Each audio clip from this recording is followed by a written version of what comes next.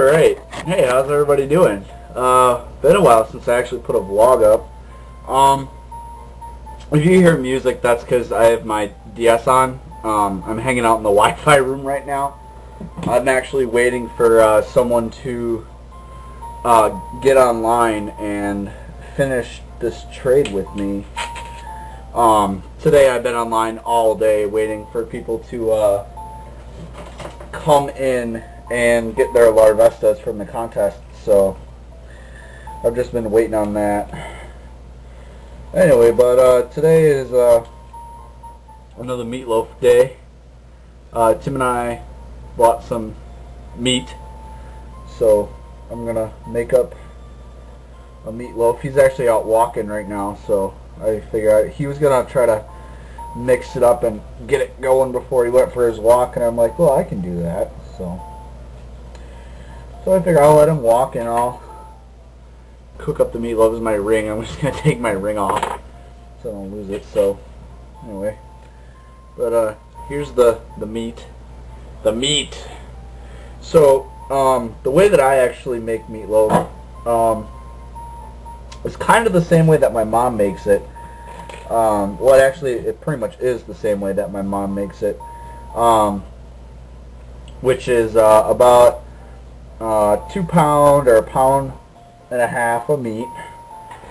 So that's, you know, I didn't quite cut all up. So let's see, about, that looks about right. It's about this much meat. Anyway, so I'm just putting it in the loaf pan for now. Anyway, and then the rest of this meat I'm actually going to save, and after I'm done mixing this up, I'm actually I'm gonna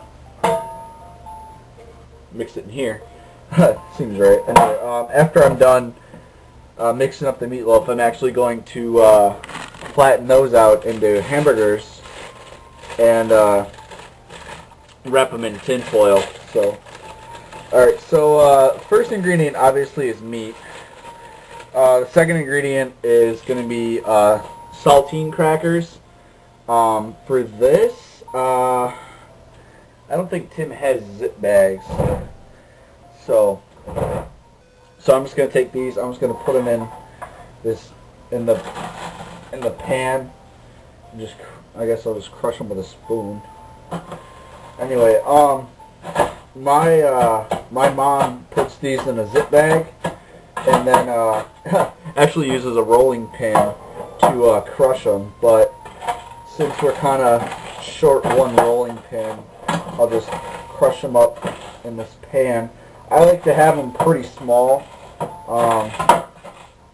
so like what I'll do is I'll like get them all in the corner and then just kind of crush them into each other.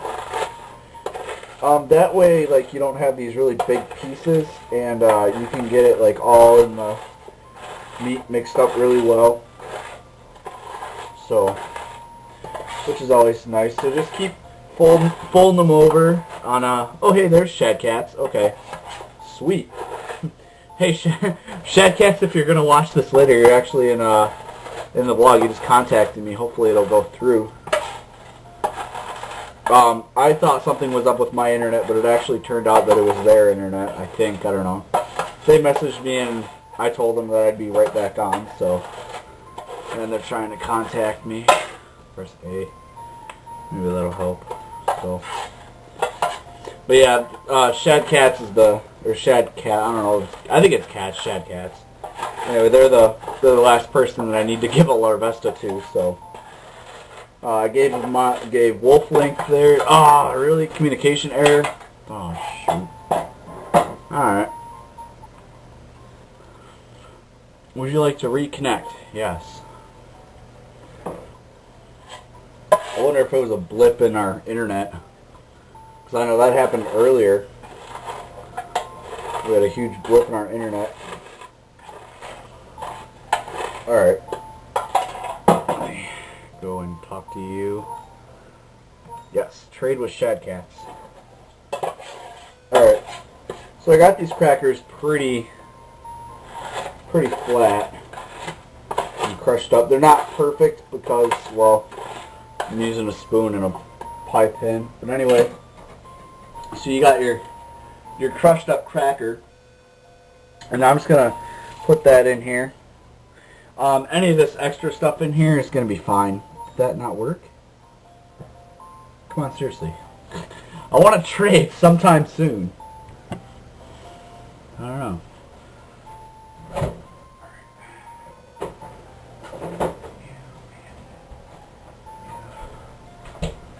Alright, so so after the crackers, I go mustard.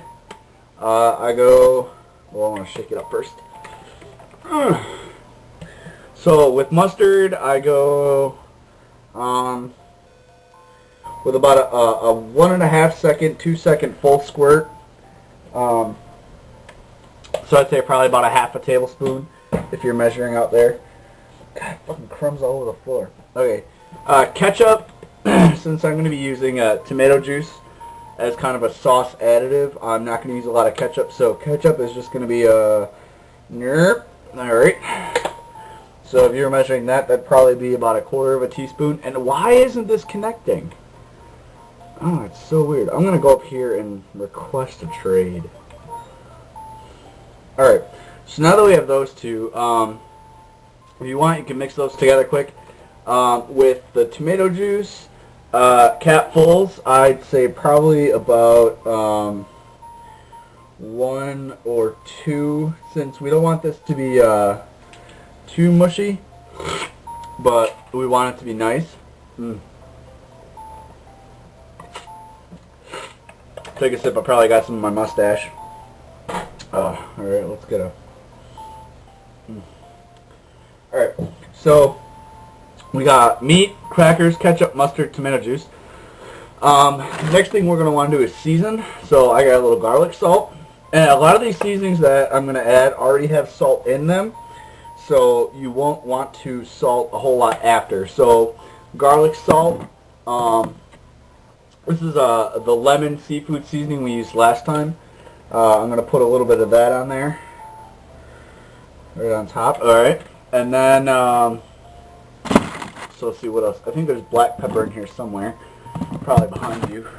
Alright, oh, right here. Okay. So black pepper is always good. So we'll get a little black pepper. And I haven't even mixed this yet. I'm still just adding stuff. We have a seasoned meat tenderizer. I'm not sure what it is, but I'm just going to add a little bit. There's probably salt in here, huh? This is salt, onion, spice, paprika, a little bit of garlic. So, alright, is Shad Cats in here still, or are they left? No, they're probably going to leave and come back. Okay. And last but not least, I'm going to add a little bit of seasonal. Just your generic seasoned salt. Alright, so now we've got all this seasoning on top. I'll show you guys quick what it looks like. So as you can see, we have the meat with all the crackers and sauce and everything on it. So now this is where hopefully this guy doesn't show up again. You get your hands dirty. So pretty much what you do, I like to do, is just press down on top of everything and squish. So it's kind of messy, but trust me, it'll taste awesome. Other things you can do is you can add onion to here. If you like onions, you can add onions. Any kind of vegetable, really. Onion, green pepper. If you want to, you can actually add a little diced tomato in here, and that'll be kind of interesting. If you mushrooms, I don't know, did I say mushrooms? With mushrooms, what I would suggest is slice them kind of thin, or not thin, thick. Slice them thick and have like slices, and when you put it in the pan, do kind of a lasagna thing. Like a layer of meat and then a layer of mushrooms or vegetables and a layer of meat again. And you'll get kind of a meatloaf lasagna kind of a thing going. That's always really cool. Alright, so I'm just mixing this up. It's really cold. And I'm kind of doing like a turn and push kind of thing.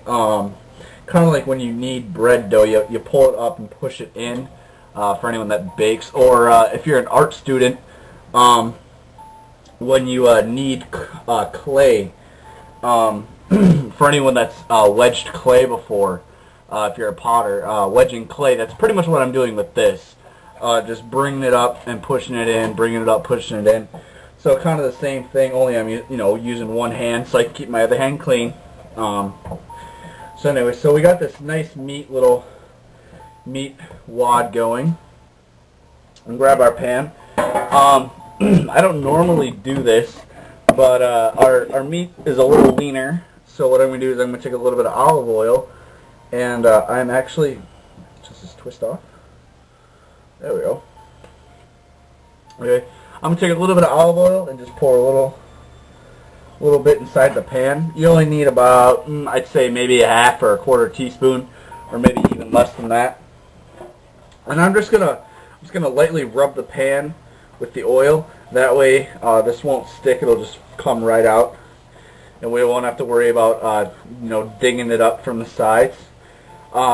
If you tend to have meatloaf that gets crispy and burns on the sides, and really likes to stick to the pan, this is good to do.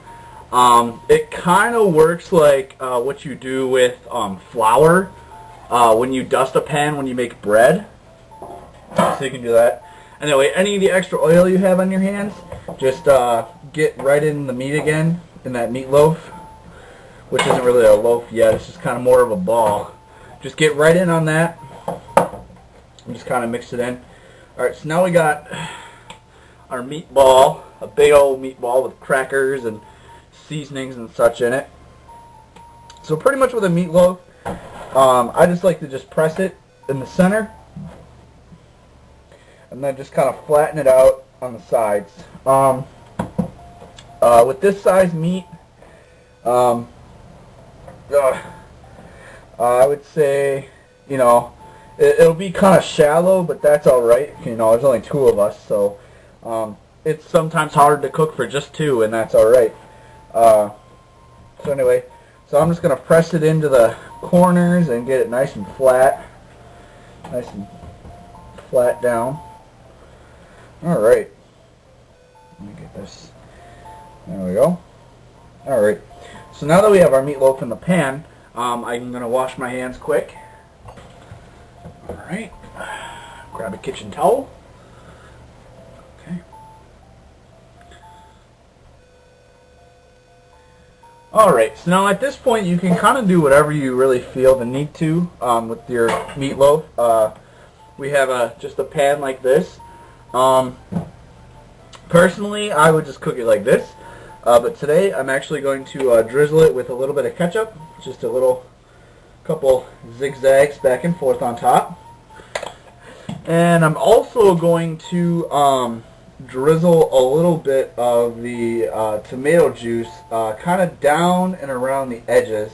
But I'm just going to pour it nice and slow. Get like a nice little drip going. Alright. And that's actually going to seep down the sides and keep that hydrated.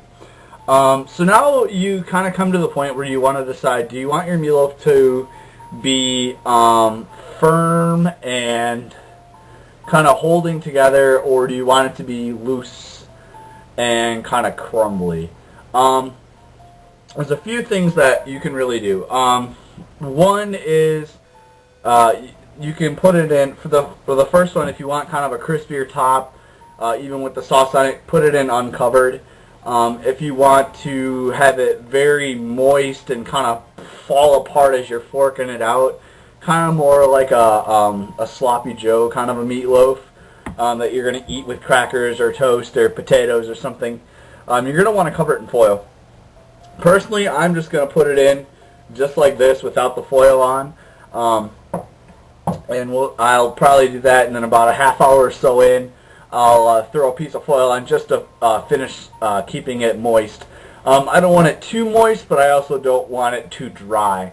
So I'm actually going to put it in for the first half hour or so uncovered, and then take it out half an hour or so later and just put a nice little small foil covering on it, and we'll see how it goes from there. So I'm going to put this in the oven, and we'll see how it looks in half an hour.